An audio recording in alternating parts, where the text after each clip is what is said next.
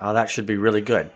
So a lot of the questions that you've had or questions you can think over for this whole conference or just ones that you've had today, be sure to notate those down so we can get those with David tomorrow.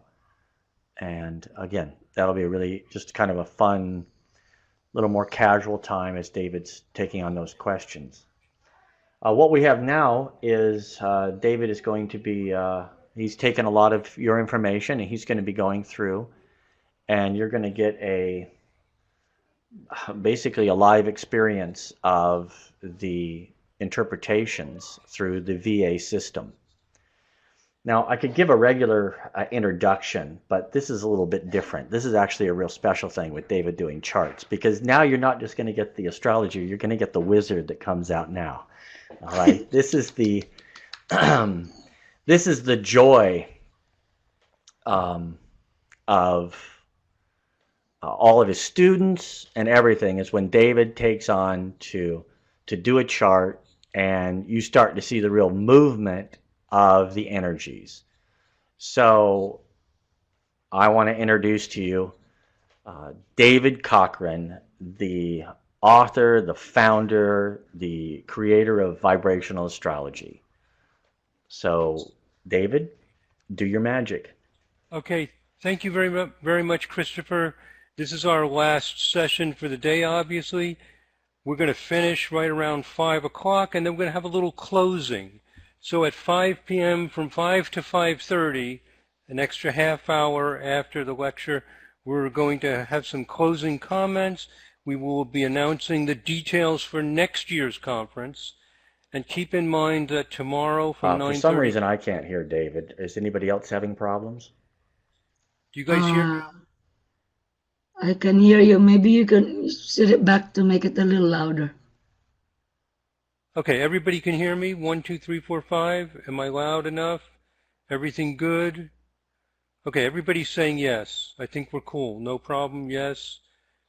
Okay, we're good. Before you proceed, I want to say something quickly. For those of you who volunteered your chart data and will be read, this is not a private consultation. This is public. The videos will be sold. So if you don't want it to be part of this, say it now so we do not use your chart. Okay, good. Right. So what I'm going to say is going to be public information. Your birth information will be public. So I will confirm that you want me to do your chart. And if you don't, we will move on. I don't know why Anne doesn't hear me. 1 or 2 people cannot hear me, but everybody else does. I'm going to continue. And I also mentioned that tomorrow morning, 9:30 to 12, is the question and answer time period. It will really help answer any of your questions. Okay, good. Are you guys ready? Amanda, are you there? You're at the top of the list. Amanda Segovia. Okay. And is your birth chart correct? 1 Leo 52. I entered it correctly, right? July 13, etc. Okay, her chart is correct. Let's do this. What I'm going to do is I'm going to do a reading for relocational astrology. Yeah, Christopher, did you want to say something? Yeah, some people are having a problem with the not hearing. Somehow the program shut my speaker off, and you'll see it on the far left corner. The little speaker might have been shut off. You might want to check that. So I know I did not shut it off myself, but somehow it got shut off. So try that. See if that helps anybody. Okay, thank you. And Anne logged out and back in, and she can hear now, so that seems to be good. Okay, we seem to be good, but yes, make sure your speaker is on. Might have accidentally gotten turned off. Okay, all right, so what I'm going to do, I am going to do a reading. I don't do readings in real life. I don't like to do readings. I like to help people. So I ask them questions and I guide them. But this is largely for, you might say, didactic purposes, for teaching. So for learning purposes, and to do this quickly, I'm going to do a reading, because if we start dialoguing, this will go on forever. and I'm going to just show you how I pick best places. We're going to focus on relocational. How do you pick a place using relocational astrology? So Amanda, you can start typing, and you may have already done it, but I didn't keep notes on, she says, vacation to Greece, Egypt, relationship to my new location in Holiday, Florida. Okay, let's check it out. I'm going to show you how I do this. You all ready? I'm going to show you how I do a quick reading for places. Okay, I don't look at the birth chart. The birth time has already been confirmed by the user. And I go to maps and I go to AstroMap. And she's interested in Florida. So I'm going to put in Florida. And I will do a treasure map for friendship and family. I'm going to be doing this multiple times, so you'll see this over and over and over again. And she wants to know about Holiday, Florida. So I do friendship and family because these are comfort zones. Now I'm going to go right to Holiday, Florida. I'm going to right click and I'm going to go down here and I'm going to type Holiday, Florida. There it is. And what I'm going to do now is I'm going to go to no orbs, just lines. I'm going to zoom in and do an extremely detailed minor aspects and midpoints for Holiday, Florida. This will tell me what's going on in Holiday, Florida. Here it is, north of Tampa on the coast. So this is the area she's interested in. And what I do is I look at the midpoint structures and the aspect lines. And I can click on Holiday, Florida and see exactly what the orbs are. But right off the bat, I see that Mercury is conjunct the ascendant. These yellow lines are to the ascendant axis. The red lines are to the midheaven. So this means that throughout this Tampa, St. Pete area, all the way down into Cape Coral, etc., is communication. What is going to happen to Amanda by having moved to Holiday, Florida, is she's going to be communicating. She's going to be writing, speaking, coming out, saying something. The opportunity is there. It's up to her how far she wants to go with it, but it makes her the speaker because the ascendant is you projecting. Mercury's on the ascendant. Now up here, I have quick map for interpretation, and I'll click on Holiday, Florida, and it tells me the ascendant is conjunct Mercury with an 11-minute orb. You can read the interpretation if you want to, but I've already told you what it means. This is extremely prominent, extremely conspicuous, and it will happen, and it takes no more than 1 year to begin to manifest. You may not notice it when you arrive, because the magnetism that occurs in that place sometimes takes time to become obvious.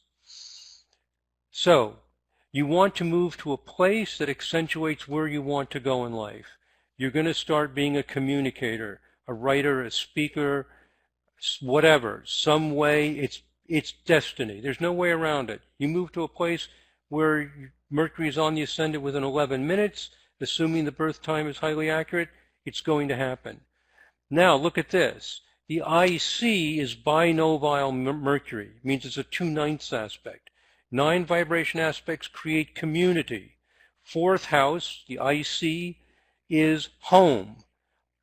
A 2/9 is an extremely strong 9 vibration because it has 2 in the numerator, which means sharing. It has only a 10-minute orb. Assuming her birth time is accurate, it's almost exact. So not only is Mercury conjunct her ascendant, it's binovile the IC.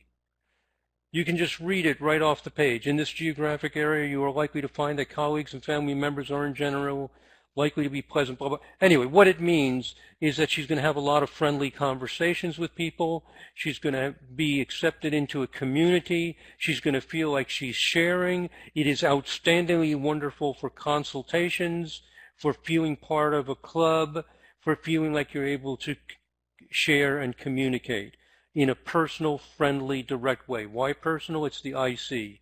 Why friendly? Because it's binovile. Binovile is the strongest of all novile aspects because it's 2/9 is sharing. It's destiny. It's going to happen. There's no doubt about it.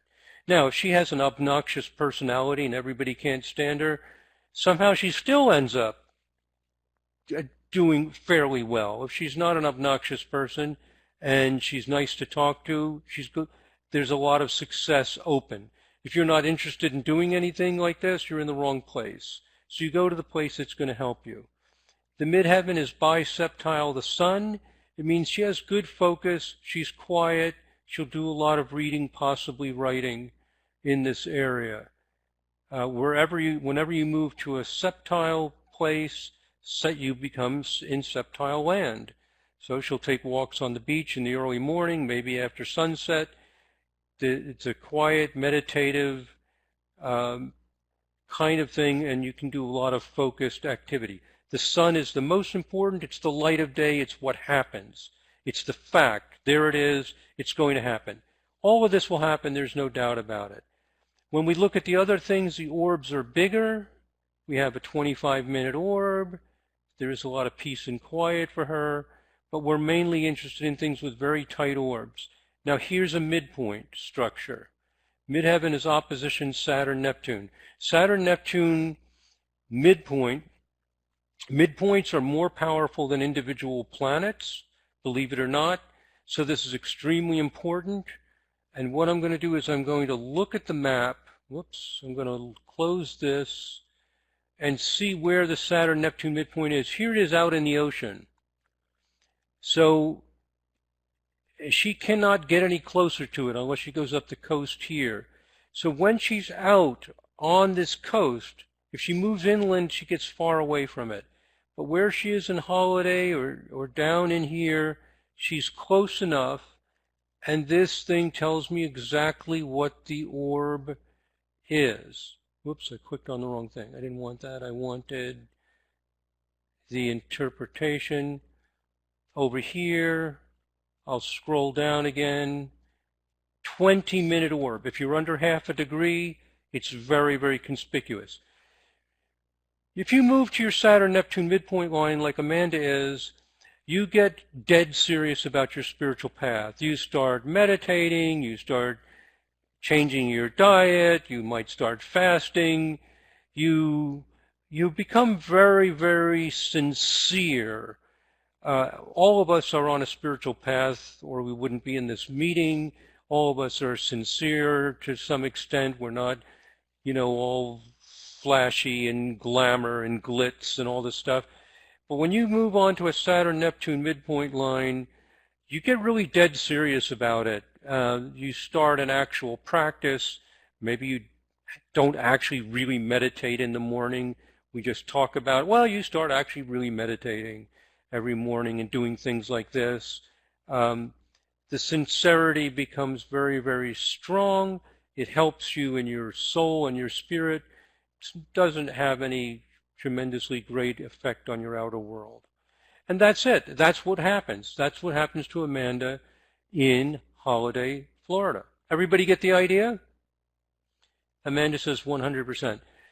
That's how easy it is, because midpoints are extremely powerful. 9 vibrations, 7 vibrations. These are extremely powerful. And all we're doing is looking at those aspects to the relocated angular cusps. The angular cusps in modern astrology, almost every modern Western astrologer believes the ascendant, 4th, 7th, and 10th house cusps are extraordinarily powerful. If an outer planet transits those cusps, it shakes your world. We agree 100% in vibrational astrology. The angular cusps are all powerful. In fact, we even understand the physics behind it. There's an actual physics reason why this is true, which I've worked with physicists on, and they agree it makes sense. But anyway, that's not important for practicing astrologers. But it is correct that they're extremely powerful. So that's a mini reading for Amanda for the place she's interested in. Now, I want to cover a lot of people, and I'll get off talking about Amanda in a second, but she did mention something about Greece. I don't know if it's for vacationing or what, but we can look at any area of the world. So here's Greece, and if we want to know about, say, where is it? well, love and romance, vocation and career, friendship and family, imagination, excitement. So these are different areas. Imagination and inspiration, that's the one I'm thinking of. These are vacation spots, or what in Europe we call holiday. If you want to just go somewhere and open up and feel inspired and be in the beautiful mountain or the beautiful ocean and just feel lifted up, you go to these Neptunian places, or Uranus, Neptune kind of places. Okay, but let's go on to somebody else. She's got some things along the east part of Greece which indicate a feeling of spiritual connectedness and feeling at home, feeling of past life connectedness, a little bit west of Athens.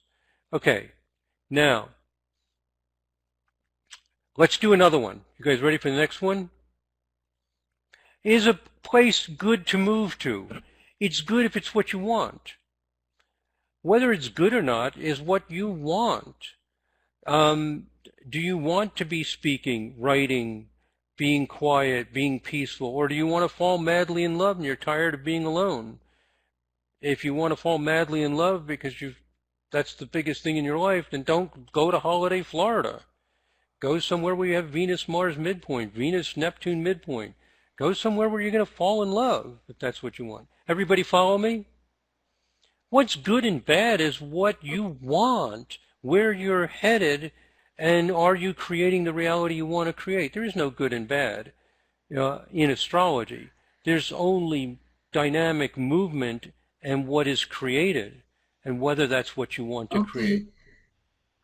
Okay, let me say something. I told them no questions, no questions and answers, so you can move on to different charts. All right, whatever. That was a good question, though, and it helped clarify things. I think sometimes the questions really, really help because everybody's going to have that question. I know it's going to take longer, and you will only be able to read 3 charts. So please, no questions and answers. Anne, are you there? Anne Ortley, a fantastic, great astrologer. Anne, everybody loves Anne. So Anne, did I enter your data correctly? 14 Aquarius 47? Okay, perfect. Let's do a mini reading for Anne. And while I'm doing this, Anne, you can write down any places that you're interested in for work, for romance, for anything that you're interested in. But while I'm waiting to see what the client may be curious about, what places, I'll go right into the map. So go ahead and type any areas that interest you.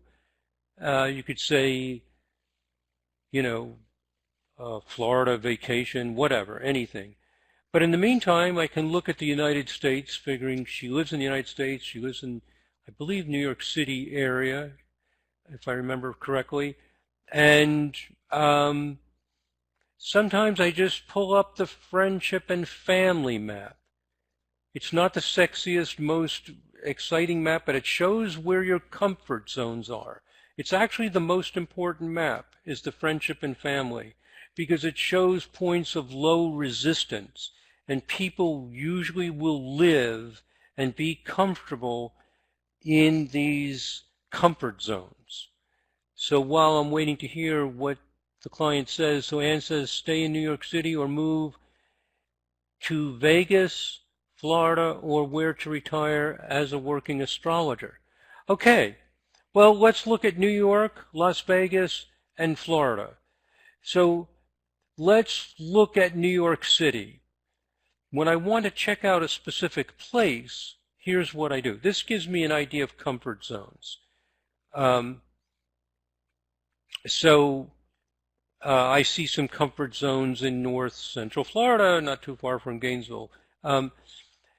But there's much, much, much, much more going on. So I'm going to right-click, and I'm going to go to New York City, because I want to see what's happening in New York City. I think you're basically in New York City, maybe one of the boroughs or something, but it's going to be pretty close. And I'm going to zoom in. Oh, I want no orbs, just lines, because this will show me all of the minor aspects, midpoint structures, everything happening. and she has a sun 80 degrees going right through New York City. Yeah, she's in Manhattan. She has sun, this is unbelievable. She has sun 80 degrees going right through Manhattan and Jupiter sesquiquadrat the midheaven going right through Manhattan. This is powerful. It's going, both of them, right smack through the city. It means it's going to be difficult to beat New York City. New York City is excellent for Anne. 80 degrees. What is 80 degrees? It's 2/9. It's that binovile again. The sun is the most important object. It's what brings everything to the light of day. It means she's home. It means she takes a walk, to Central Park or whatever. It's home. She has friends there. She's appreciated. If you go where you have sun in 9 vibration, people like you. They appreciate you. We all love Anne. I don't know. Maybe we wouldn't love her quite as much if she lived somewhere else. But you just gotta love her. And because she's real, because she's warm, because she's so bright, because she's so open and receptive and not ego-driven, she's just a great person. And by being in New York City, it all comes out. And then she's got Jupiter in a hard aspect. I mean, she's big. She's influential. Everybody knows Anne in the community. So this is a great, great, great spot. Maybe you want to get away from all that activity and stuff. Now, we can click on New York City right here to get more information. Sometimes we have something so good, we take it for granted. So New York City's good. We're not seeing a whole lot else go on here. I'm just seeing big orbs, 18 minutes septile to Pluto, not that important. Ascendant triseptile Uranus, it's good for astrology. There's some depth here, some creativity, but mostly it's the Sun and Jupiter. Okay, that's it. You can just quickly find out what the real deal is. Now, I don't know what parts of Florida you're interested in. Any particular parts, Anne, of Florida? Most people are interested in southeast or southwest Florida. But we'll look at Florida in general. Faye wrote Gainesville. Gainesville is not the biggest, hottest spot in Florida. We think it's the best spot. I'm sorry, Christopher came through for a second. Okay. Yeah, St. Petersburg she was looking at. Oh, St. Petersburg, thanks. Okay, so let's look at St. Pete. Very, very beautiful area. They have beautiful beaches. Let's look at St. Pete.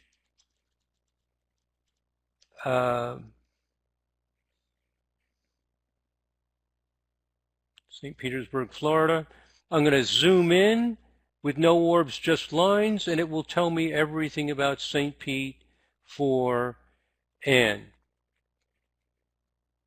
So there's St. Petersburg right there. There's a Venus 25 degrees 43 minutes. That's a 7 vibration. It's a little advanced. We can learn this stuff later. But when you see these degrees and minutes, it means 7 vibration. There's a Neptune 36. That's a 5 times 2 vibration. Oh, there's a Venus 7 vibration both ways. Let's click on St. Pete and get the exact orbs. But what it tells us is that the 4th house cusp is triseptile Venus with a 2-minute orb. It's exact. And the ascendant is biseptile Venus with a 13-minute orb. So there are septiles from Venus to both angular cusps. So it's very, very conspicuous. What does it mean? What does it mean? What it means is that Anne finds a sweet, gentle, deep peace in St. Pete. She feels like I'm out of the big city. I'm out of the buzz. I'm out of... Now, St. Pete is a city as well. Not everybody who goes to St. Pete's going to feel like they're out on some, nice, quiet, beautiful space. It's not what's going to necessarily happen. But it happens for Anne. Something about the early morning and the evenings. Morning and evenings are septile times. They're quiet, they're deep, and there's something deeply beautiful about it. A sense of like mystical beauty and depth of the soul. Something very quiet. If she stays in the area, she will find a quiet place. It probably away from the traffic, and there'll be some quiet. There's going to be some gardens, quiet gardens, and a meditative feeling, like Japanese gardens. This is what will happen for her. People sometimes are shocked when I tell them very specific things, and they say, well, I moved there and I had a Japanese garden. How the heck did you know that? Because it's Venus septile. That's what Venus septile does. It's a deep inner beauty, quiet. You just feel it. And that's what happens. I see biquintile Neptune. That's fun, artsy, playful, light. Midheaven quintile Sun. So she's playful. You're getting young there, Anne.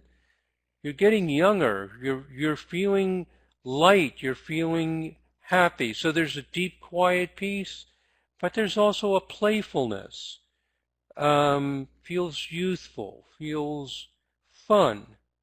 And you'll do work with young people, young in heart. And associations. So that's basically what happens for her in St. Pete. Is it good? Is it bad? It depends on what you want out of life. You do have a midheaven opposition Moon-Pluto. That means there is some deep, heavy stuff going on. You might be a death in the family while you're there. It's good if you're doing deep psychological work with your clients. But there is that element as well, a sense of achieving your dream as well. Now, those are some of the main themes. Does it make sense to everyone? Okay. Yeah, and Georgia, who lives in St. Pete part of the time, says you'll love it, the museums, walks, etc. That's exactly the feeling I'm getting. So I don't know if you have any intuitions about it, Anne, if you visited and so on, but that's some of it. I'll look at Las Vegas very quickly. But as far as career goes, I would think it would be fine. So Las Vegas, Nevada, we'll zoom into Las Vegas. And we'll just take a very quick look at it and go on to the next person. So one thing I can do is just click on the place. Las Vegas, ascendant conjunct Mars. Well, this is more of a go-getter, work, action, achieve things place. So you're going to be busy in Las Vegas. You're going to feel like you're go, go, go. So it'll keep, if you're concerned about not having enough work, go to Las Vegas. You'll have work there. If you really are likely to have enough clients and activity and you don't really need to be overloaded, go to St. Pete and have some sweetness and some light creativity. So there is some artsy stuff in Las Vegas as well, light, happy, Neptune 5 vibration.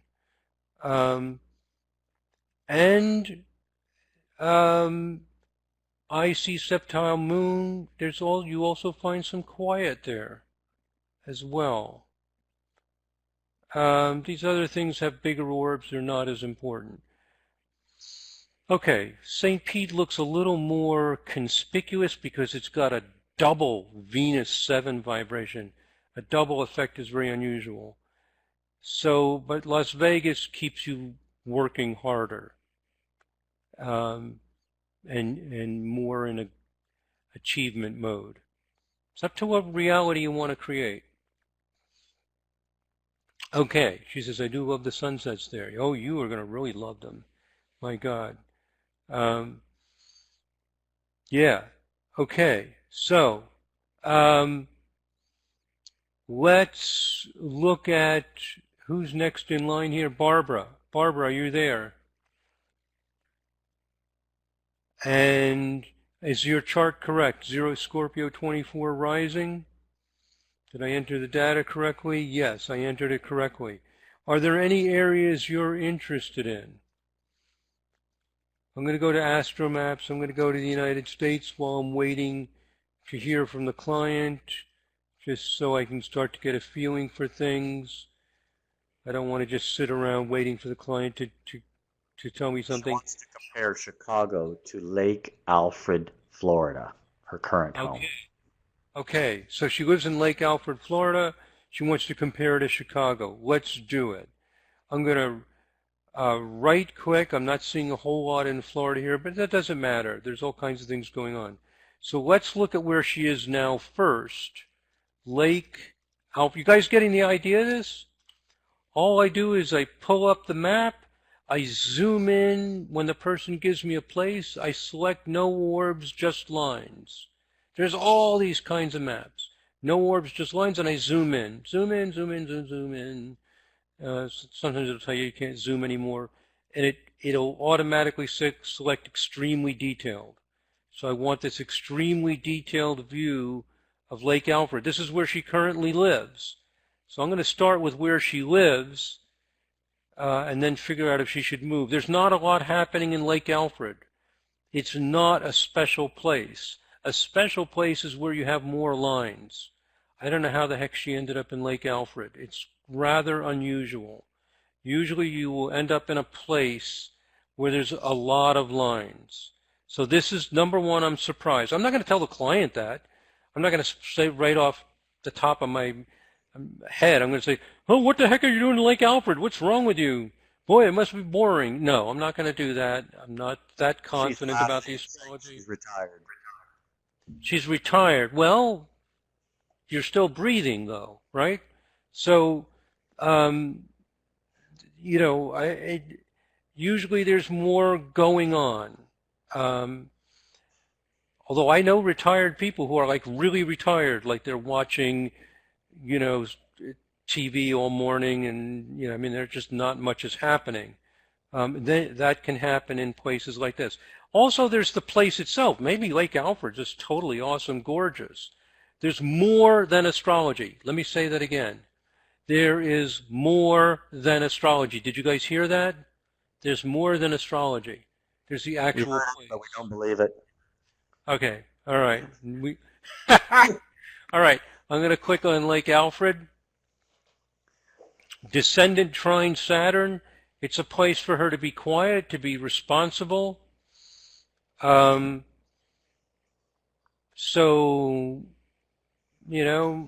a Saturnian place. It's a trine which is soft. It's a sextile to the ascendant, a trine to the descendant. It means, I don't know if you're married, but it means your relationships are responsible. People are taking care of each other. Life is stable, and not chaotic. So it's that there's a sense of stability and commitment and purpose. So that's good. Descendant triseptile Neptune looks very, very quiet. Very quiet. This trine is 1 degree. It's too weak. We're looking for things with very small orbs. Ascendant novile Mercury. Well, that will pull you. Noviles will pull you. Friendly, courteous, pleasant. Hell, things work for her. She's got a weak quad novile Jupiter, a weak quad novile Mars. So it's pleasant enough. Things work. If the plumbing breaks, somebody fixes it. All right, let's see Chicago. All right. But I'm not really that excited about it. Okay, now let's see Chicago. Let me close this thing. I don't know if any of that, does that make sense, what I've been saying? Chicago, cities are down here. Barb, Chicago, Illinois. We're going to zoom in. Zoom, zoom, zoom. Okay, Chicago, Illinois. And we just zoom. At some point it'll tell you can't zoom anymore. That's fine. And we click OK. So Barb, we need feedback. If it's wrong, it's wrong. She says it's resonating. She says yes. Okay, says it's very quiet here. Yeah. Which is another way of saying boring. It's very quiet. Ooh, uh-oh. Uh-oh, maybe being boring and quiet isn't so bad after all. This is a little tricky. You have a Saturn-Uranus midpoint going through Chicago.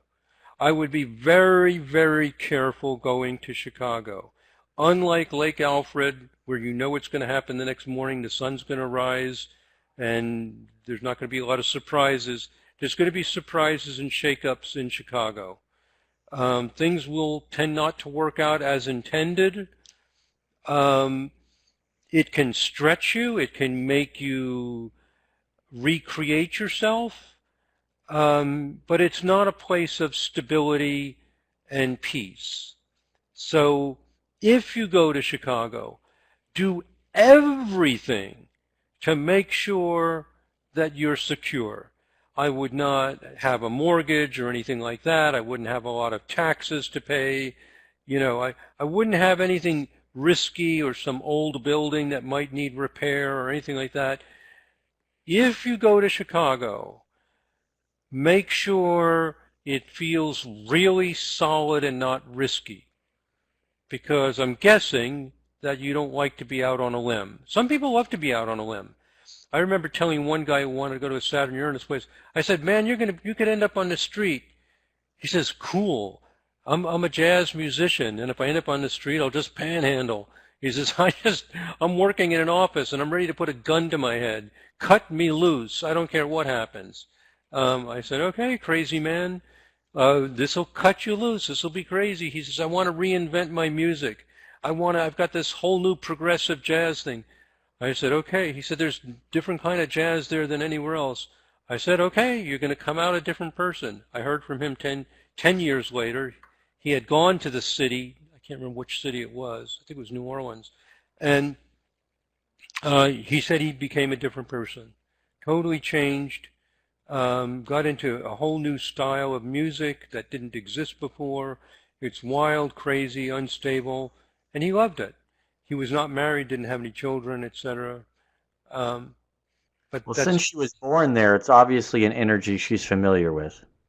Okay, so she was born there, yes. Now, that's a good point. If you go to a place where you're born, it's a place of strength.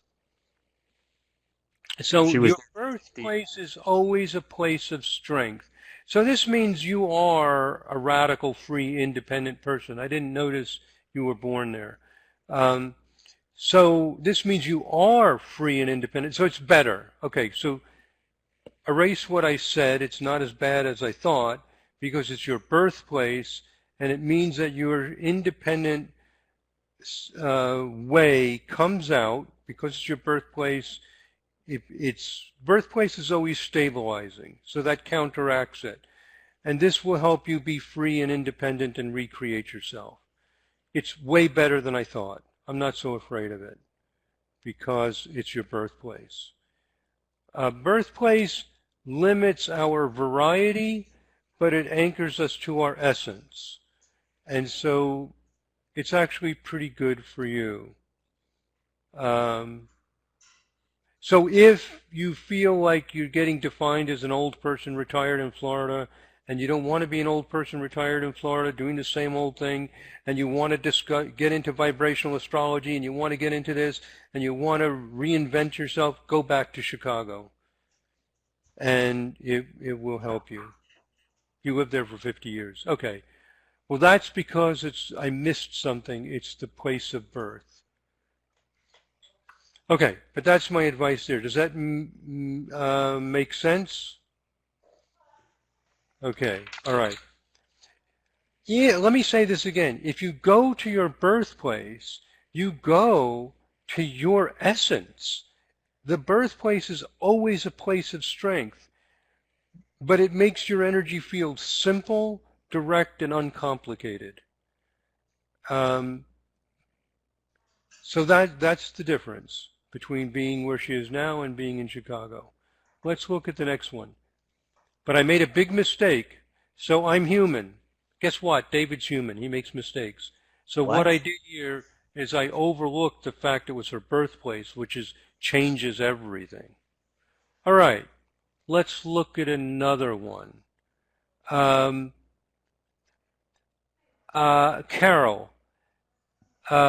So you're now in Ojai, California. This is you, right? C. Cilliers at MSN. Is this you? I'm getting people. I'm not sure. January 16, 1956. Okay, yes. So this is you. 7 Libra 14 rising. Did I enter it correctly? And you were in Livermore, California, yes. Now in Ojai. Well, let's check out Ojai for Carol.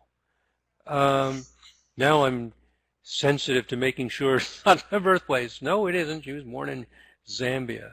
Okay, so let's go to map, astromap. Well, what you're learning here is some of the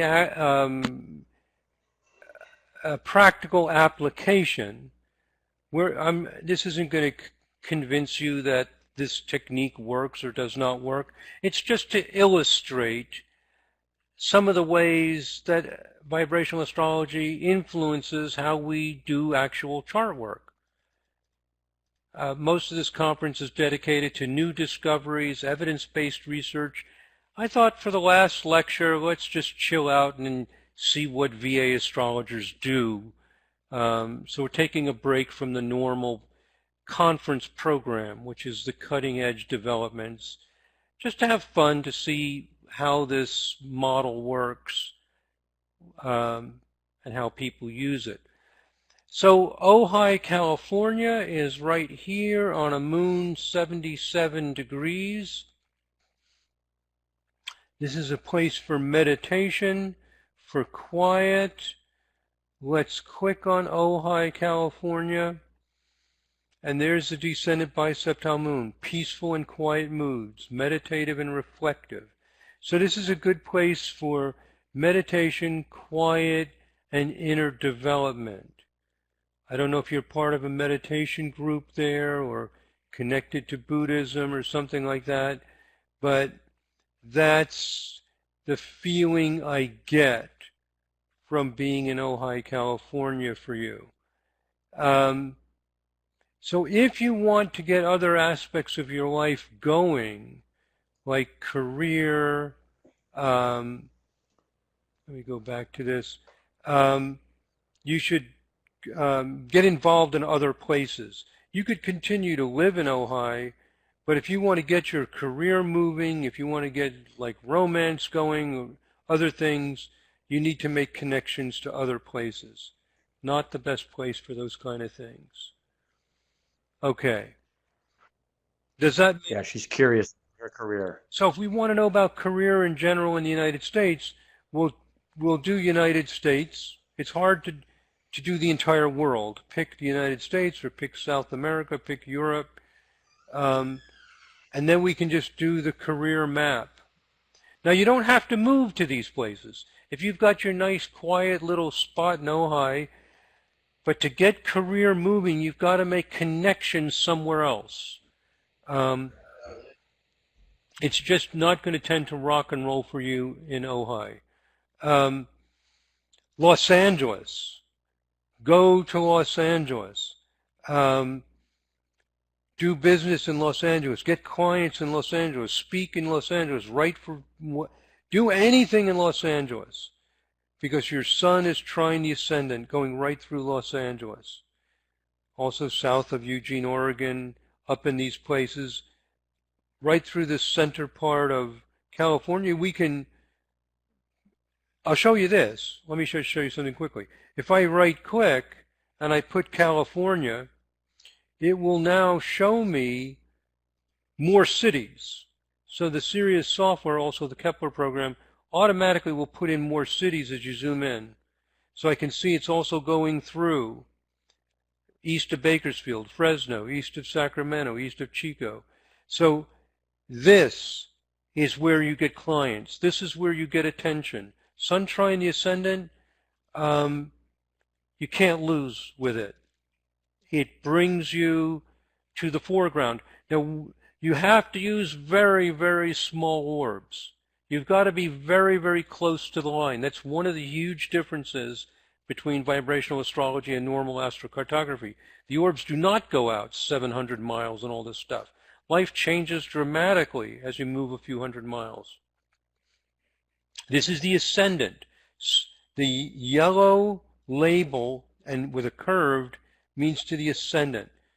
Sun is trine the ascendant, sextile the descendant.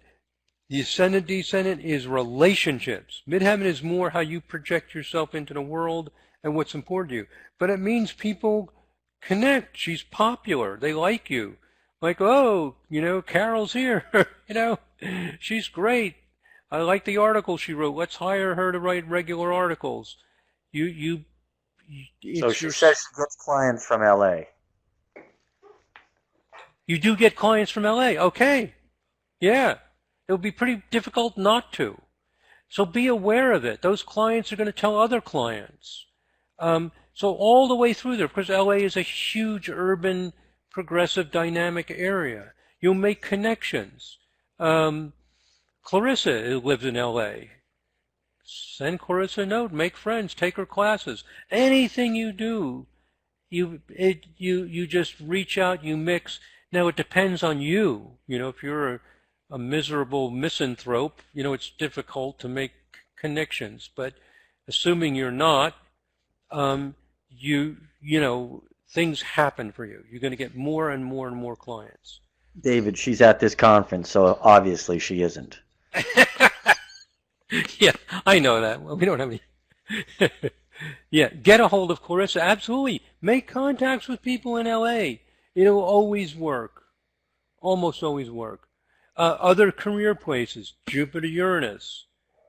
I don't know if there are any big cities in here we can look, but this is optimism, buoyancy. There's a lot going on here. Jupiter, Pluto, and Jupiter going through Houston. This is where you're big. You're big and you're powerful. You have swagger. Maybe you're a quiet, humble person, but you still are big and have swagger, you could say, in Dallas, Houston, Omaha. So these are places where you can advertise, you can promote, you can become a big person, influential, you can mix with big people. Jupiter means big. So this is Jupiter's places to advertise, mix, and wheel and deal with people with influence. So the sun just means work, connections. It's more powerful in a way. But this is also good for expansion and growth. You've got a bunch of things going through Florida. Sun, Mars, midpoint, Jupiter sextile coming almost right through here in Gainesville, right through Orlando. So Florida is good for you. You reach out, you connect to a lot of people, and you get things done. You're getting things done on that West Coast. You and Amanda might hook up. She lives over there. So, yeah, those are some of the conspicuous areas. We see this sun sextile midheaven, very nice, west of Boston. But these only cover areas of about 50 miles or so. So you've got to be right in close to it. Okay, does it all make sense? Yeah, she said she could have actually been in Florida, and everything is great. Okay, Thank you're you. welcome. All right. So this is fun. What are we doing here? We're 4:30. We're 45 minutes through, so we got another half hour. You guys getting the feeling of how you just get this information very, very quickly. The midpoints are so powerful. The other aspects are so powerful. And it just gives you a clear, complete picture of what's going on. Yeah, so this just gives you a feeling for some applications of vibrational astrology.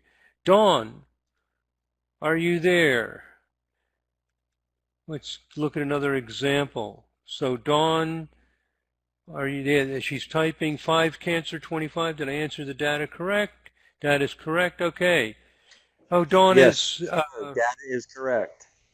yep, yep. I see Dawn regularly at conferences. She came to the first VA conference. She lives down in Tampa or St. Pete, something like that, I believe. Um, Lovely person. All you guys are lovely. So, Dawn, any particular areas that you're interested in? While I'm waiting for the client, I'll start going into the map.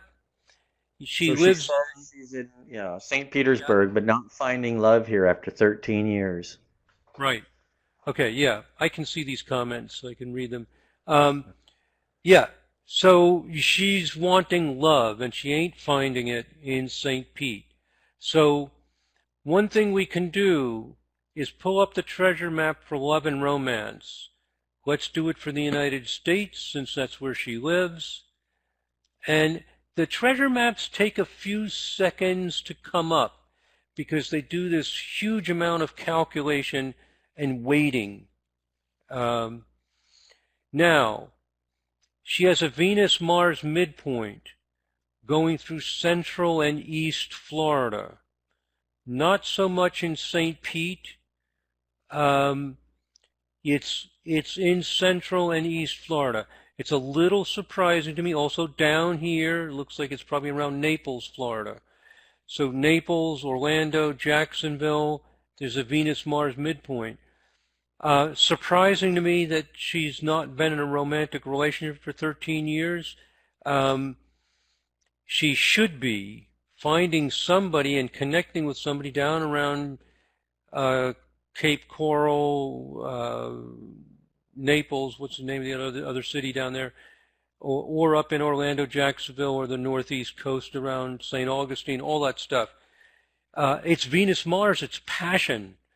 The likelihood of meeting somebody who's alive, who's visceral, who, it's just alive and passionate and colorful, not lost in some vague cerebral whatever. So this usually makes for deep, personal, passionate connections. So it makes me wonder if something else is blocking because she's not so far away from a good hot spot. There may be something else holding it back. And that's where I would start to talk to the client about her past relationships. Is she really over them? What's going on? Um, maybe she's such an introvert she doesn't get. I don't know, but she's pretty darn close to a good area for attracting those kind of relationships. So I'm surprised that she would go 13 years. All she's got to do is go further down the coast, etc. And at least guys would be asking her out. I mean, assuming she's heterosexual. So anyway, whatever. It's a little surprising. Anyway, we have to be honest. Fort Myers, yeah, that's the place I was thinking of down there. About what it says. Okay. So, Dawn, you're not able to make sense of it. What I would do at this point is I would have to talk to the client about the past relationships, what's going on, what she's looking for, what's happening, and try to open something up. Sometimes it's not as easy as just looking at it. But anyway, there are other great places. This area in here around Los Angeles is very, very good. Venus, Pluto, Venus sextile ascendant. But you don't have to go wandering off very far from where you are for something to be happening. Now, if we can get two lines crossing, it gets even stronger. So here there's a Venus. So I don't know what kind of cities or urban areas might be happening around here. But anyway, all these areas in around Boston are very nice, very sweet. Venus-Uranus is very sexy and bouncy. You're getting some of that going through this part of New York. So up in here, there should be Venus trine midheaven, Moon Venus midpoint, something very sweet north of Boston.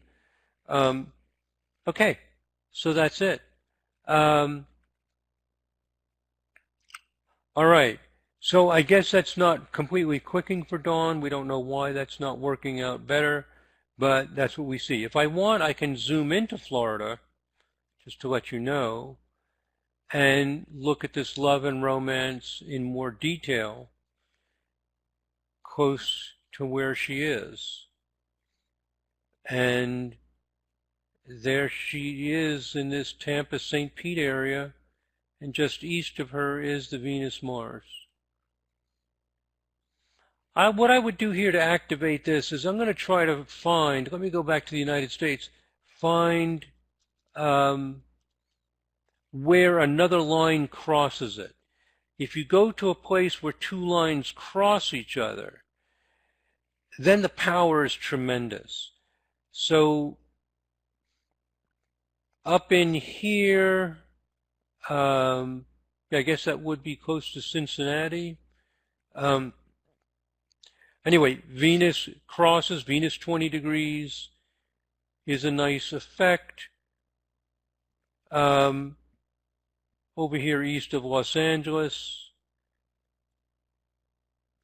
Venus-Neptune would be dreamy, idealistic love. This is east of Memphis, Tennessee. And I'm not finding a lot of hot spot lines crossing. Okay. All right, let's go on to the next person.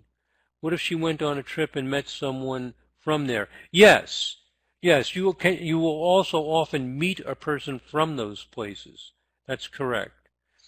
But I would really need to sit and counsel Dawn and talk to her about what's going on, because there's more than astrolocality, and frankly, there's something blocking it.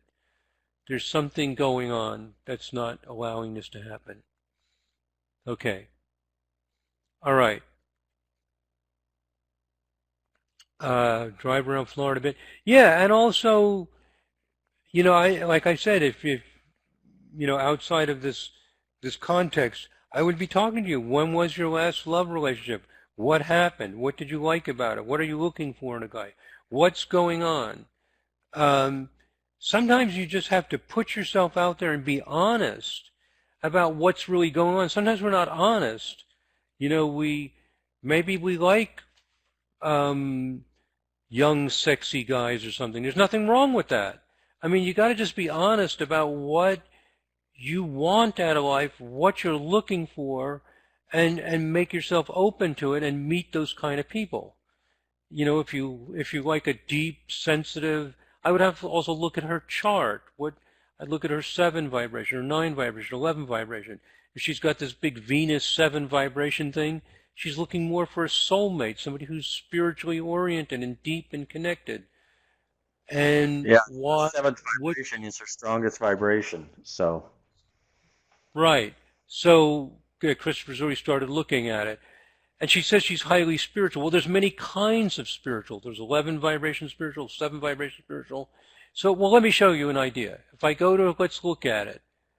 I'll go, see, sometimes you have to go beyond just the astrolocality. Let's look at her 7, 8, 9, and 11 vibration. And we look for Venus to see what it's doing. Okay, it's not super active here in the 7 vibration.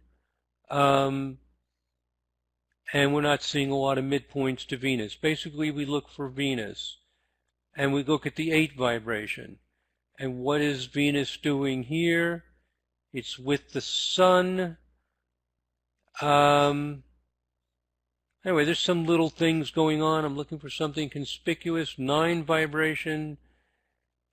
There's a Venus-Neptune or conjunct. Venus is trine the Moon.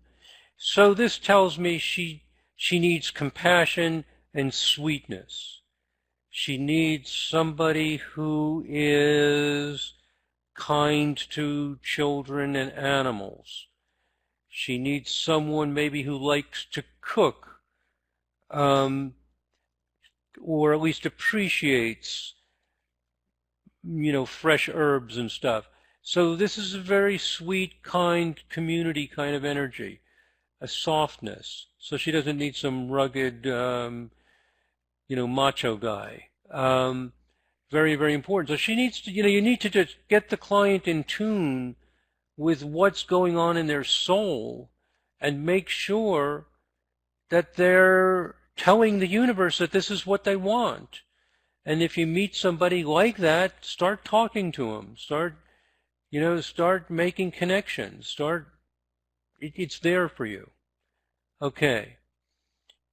Does that make sense, Dawn? There's more than astrolocality. So, I have changed people's lives. Every astrologer does. Their lives completely change.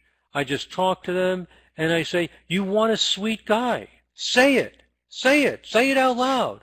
I want a sweet guy. There's nothing wrong with this. This is God working through you. This is spiritual. Some people say, well, I'm not supposed to want anything. I'm supposed to be desireless. Oh, let me give you a dope slap. Wake up, man. God's trying to work through you. It's not your personal desire. It's the love of the Divine Mother coming through you. You want to share. You want to cook. You want to somebody who looks at a kid on a bicycle and goes, oh, look at the cute boy on the bicycle. And your heart just goes boom. And this is what you feel in your heart. This is what God wants you to have. Open up, say it, go for it, be open about it. You can even tell your friends. You can say, is that guy Jim? Is he involved? I really like him.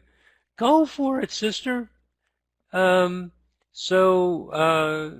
Does that make sense? Sometimes what the consultation is sometimes we're very close to what we're looking for, but if our minds and our hearts are not open and clear and honest and vulnerable and just let be what is, it kind of holds it back. Does that make sense to everybody? Does that make sense to everybody? This is what happens in the real consultation. If the place is good and it's not happening, it means there's something else going on. Okay. Let's go on to the next one. All right. You're welcome, Dawn. Okay. So, astrology tells us how energy is trying to move. It's not like a crystal ball that you find the right spot and presto, everything happens. It's a matter of you attuning to the energy flow, connecting with it. It's like a genetic code. It's like a cosmic code. You've got to get in touch with it and move with it. The astrology is therapeutic. It's telling us the higher spiritual force trying to come through us. It doesn't tell us necessarily what's happening. It's telling us what's trying to happen. Okay. So Hope, you're there. Okay, so Hope, did I enter your data correctly? 28 Cancer, 46 Rising. Okay, so let's check you out. What areas are you interested in and why? That was interesting with Dawn, wasn't it, guys, by the way? This is how you learn how the astrology really works. So, and we all love each other, right? We all love Dawn. We all love each other. We're all here to support each other. There's no judgment. There's no nothing. Okay, so you live in Boca Raton, Florida. You were born up in New Jersey. Let's check out Boca Raton to see what's happened, how you ended up there. And while I'm doing this, you can tell me anything that you're interested in. Do you want to get your career moving? Do you want to get your romance moving? Are you interested in some other area? So here's Boca Raton. Oh, Jupiter opposition the midheaven. The red lines, vertical red lines are to the midheaven. Jupiter's on your 4th house cusp in Boca Raton. It's going to have an extremely small orb. You've gotten about as close as you can to it, from West Palm Beach down to Boca Raton, you're basically right on your Jupiter fourth house cusp. So Jupiter fourth house cusp. This is a great place to feel. It's like being let out of jail, let out of a cage. It feels open. It feels breezy. It feels there. There's a friendliness, a receptivity. Where you're living probably opens out and you feel the breezes around you or something like that. There's a sense of largeness and of possibility there. So this is a nice place to see. Raleigh, North Carolina, too. Yeah, you're interested in Raleigh, North Carolina. So you're saying no, none of this is true for you in Boca Raton. You don't feel open and none of that. Not a bit. Okay, well, we have to question whether the birth time is right, 2:22 p.m. So nothing like that's happening. Is there some kind of Jupiter energy? Are you lonely there? Are you by yourself? Is it too much noise? Do you have friends? There's Jupiter. There should be activity around you. So I don't know why this is so wrong, but we're wrong. And one of the things we do in vibrational astrology is we admit when we're wrong and try to figure it out. So I don't know what's happened here. It's not too far away. I pull up the line here. It's an 8-minute orb. It's within 8 minutes orb. And Jupiter means big. But Jupiter's not benefic. It just means it's big. But you're generally not by yourself. You're around a lot of people. And usually there's some social or economic benefit. You may not enjoy it, but it usually happens. Okay, you own a house in Raleigh, North Carolina. So what is happening for you in Boca Raton that's so bad? There's no people with influence. There's no money around you. There's no sense of well-being. There's no sense of, like, a lot of people. The heat. People are hedonistic. Of course they are. You're in Jupiter land. That's the whole point of Jupiter. You love the land, it's too hot, and people are hedonistic. All right, so you love the land, and you're around a lot of hedonistic people. That's typical of Jupiter. Jupiter means bigger is better. More money, more cars, more golf courses. It's just about me, and my big selfish world. Jupiter is just more malefic than Saturn is. It retards spiritual growth, despite the fact it's supposed to be a spiritual planet. Maybe it's not as far off as it sounds. Where did you say? Raleigh, North Carolina? Where is it that you are?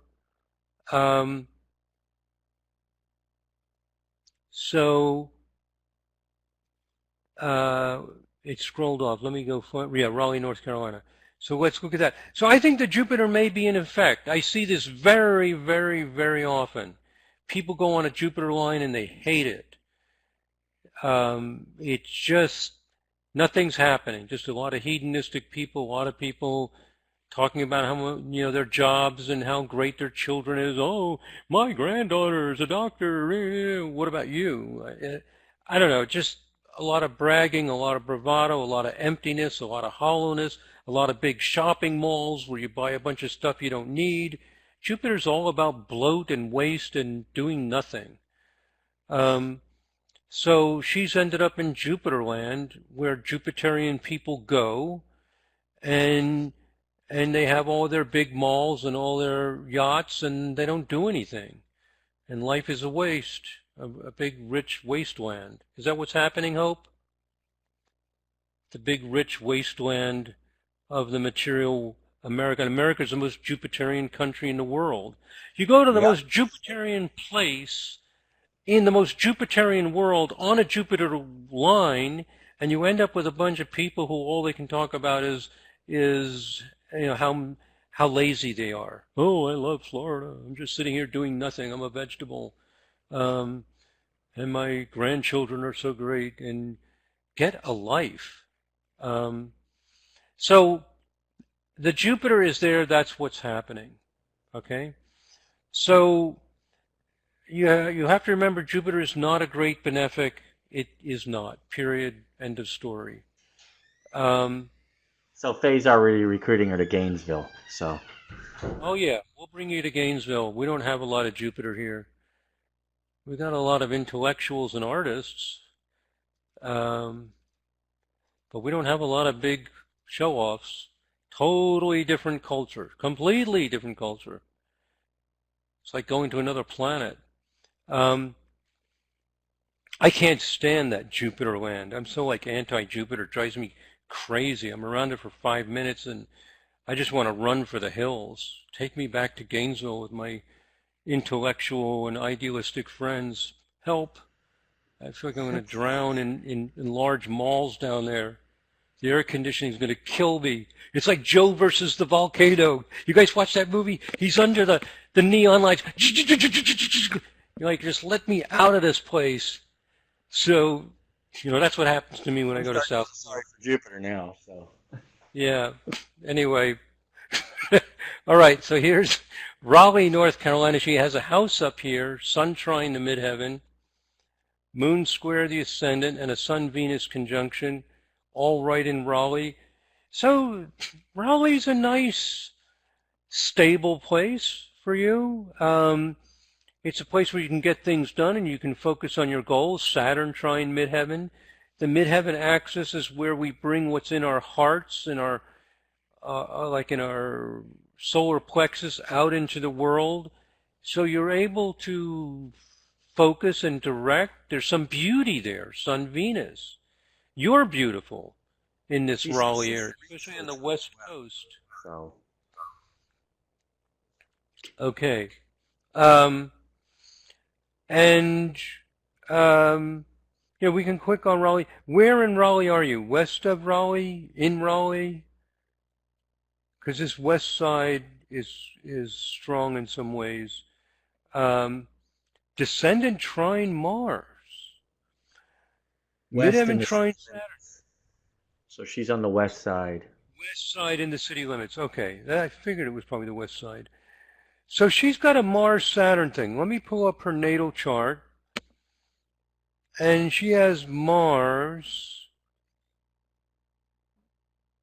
I'm confused. Mars is not aspected to... Oh, it's probably to two different angles. I probably got mixed up here. Let me get back to this. Descendant trine Mars. Oh, that's my mistake. See, it's two different angles. Midheaven is trine Saturn. The descendant is trine Mars. So one's to the midheaven, the other's to the descendant. They're unrelated. Anyway, so Raleigh's a place where you're active and directed. You got things to do. If you want to be just in pure retirement land and do nothing, but I don't think anybody wants to do that. I mean, this is a place where you can learn, you can grow, you can focus, you can develop. If you're interested in vibrational astrology, you can take online classes, your focus is good, you want to achieve things, people will ask you for readings. And there's something pretty about this, something beautiful. It looks like you have your own house, or is it a condo? It looks like there's probably roses around there. There's something pretty going on. Maybe climbing roses. Big house. Yeah. Okay. David, we're almost at 5, so you might have time for one more, but that'd be about it. Okay. Edge of Olmsted. Yeah, it sounds like, Hope, you're going to be heading back to Raleigh. Get out of the fat wasteland and get back to where you can be getting stuff done. Does that make sense? Okay. She says, thank you, capital letters. Okay. So to summarize, we don't have time for any more, but to summarize, I hope you guys learned a lot about how we think in vibrational astrology. We think in terms of energy flow. We think in terms of how things are moving. Jupiter's making things big. That's all it does. Jupiter does one thing. It just makes things big. It doesn't make it religious. It doesn't do this. All that stuff's not true. It's just making stuff big. And you use common sense about what country are you talking about, what part of the country, and you start to fit it all together and you find out how it works. All right, I hope that gave you some sense of the application of vibrational astrology. I don't normally do it as readings, but just for learning purposes we did it. I hope that was fun. It's not intended to convince you that this was an accurate system. It's just to illustrate how things like midpoints and so-called minor aspects work into everything we're doing. So I hope you found that interesting, just kind of an illustration of what happens and what can happen in the consultation. And also, I'm doing this where you guys are just typing in. If we're on Skype or on telephone, wow, the magic really happens. I always say, if you see a client in person, make sure you have your tissues. The crying, the emotion is tremendous because you can target what's really happening. Okay, does it make sense, guys? We're done. We're ready for our closing. We're going to do a little closing now for a half hour. And remember, 9:30 to noon, from 9:30 a.m. to noon Eastern Time, I will be here to answer any questions about anything at all. A lot of you guys had lots of questions about what Giselle was talking about and what are these probabilities or anything that came up at all. 2.5 hours to hang out. And I'll just do my best, to share with you and kind of just answer your questions. And we will record that as well. Okay. All right. Thank you very much. And let's head into the closing. Are we good, Chris? We'll just head right over to it. Yeah, that's fine. Does Faye have that set up there then? I have something here. We have to close this. Go ahead and stop this, and then we'll record a different one for the closing. Oh, thank you. Okay, yeah, end this recording. Yeah. I'm a scatterbrain, and Faye is not. We're such a perfect match. Okay, stop